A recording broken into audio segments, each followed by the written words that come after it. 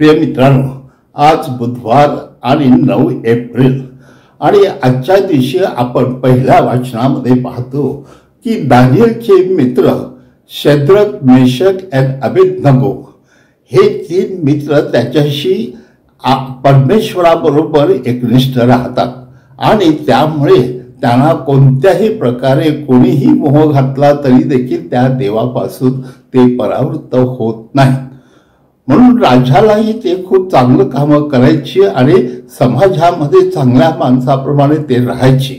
तरी देखील राजाने पाहिलं की हे तिघे मी जी सुवर्ण मूर्ती करून ठेवलेली आहे त्या सुवर्ण मूर्तीला ते भजत नाहीत, म्हणून तो त्यांना बोलावतो आणि सांगतो की तुम्ही त्या सुवर्ण मूर्तीला का भजत नाही। तेव्हा त्यांनी सांगितलं की आम्ही आमच्या देवाशी एकनिष्ठ आहे, तोच आमचा सर्वस्व आहे आणि त्याच्याशिवाय आम्ही कुणालाही भजत नाही, कुणाचीही पूजा करत नाही, कोणत्याही मूर्ती पुढे वाकत नाही।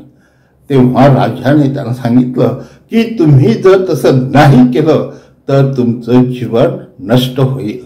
तेव्हा ते घाबरले नाहीत। त्यांनी सांगितलं, महाराज आम्ही तुमचा आदर राखतो, परंतु त्या एकच देवाला आम्ही भजणार। म्हणून त्याने आपल्या जे दुसरे त्याला मदत करत होते त्यांना सांगितलं की आपली ती एक कुंडी जी आहे ज्यामध्ये आपण माणसं आणि प्राणी टाकतो तिथे तुम्ही ती कुंडी तप्त करा, एवढी भयंकर तापून ठेवा की आपण त्यामध्ये ह्या तिघांना टाकलं की ते तिघे लगेच मरतील। आणि म्हणून त्याने तशा प्रकारे प्रयत्न केले। परंतु माझ्या प्रिय मित्रांनो, आपण पाहतो की परमेश्वर त्यांना तिथे वाचवतो, कारण परमेश्वर त्याचा देवदूत पाठवतो आणि त्या तिघांना जणू काही उचलून ठेवतो। आणि अशा प्रकारे जेव्हा राजा पाहायला जातो तेव्हा राजाला 3 ऐवजी 4 माणसं दिसतात, म्हणजे एक जो देवदूत आहे तो देखील त्यांच्या बरोबर चालतो आणि त्यामुळे त्याला कोणत्याही प्रकारची इजा झालेली नसते। मग अशा परिस्थितीमध्ये देव त्यांना कसं वाचवतो हे आपल्याला दाखवलेलं आहे। म्हणजे जो देवाशी एकनिष्ठ आहे, देवाचंच कार्य करतो, देवाचा शब्द पाळतो, तोच खरा ख्रिस्ती माणूस आहे। म्हणून आजच्या प्रभू येशू ख्रिस्ताच्या सुवार्तेमध्ये सांगत आहे की जो येशू ख्रिस्तावर विश्वास ठेवतो त्याचं तो तारण करतो। आणि म्हणून आपण देखील ख्रिस्तावरच विश्वास ठेवला पाहिजे। हो माझ्या प्रिय बंधूंनो, अनेक लोक सांगत होते की आम्ही अब्राहमाचे पुत्र आहोत, अब्राहमच आमचा तारणारा आहे, आणि म्हणून ते येशू त्यांना सांगतो तुम्ही अब्राहमाचे पुत्र असते तर तुम्ही माझ्या विरुद्ध गेला नसतात, कारण अब्राहम हा कोण आहे हे मलाही ठाऊक आहे।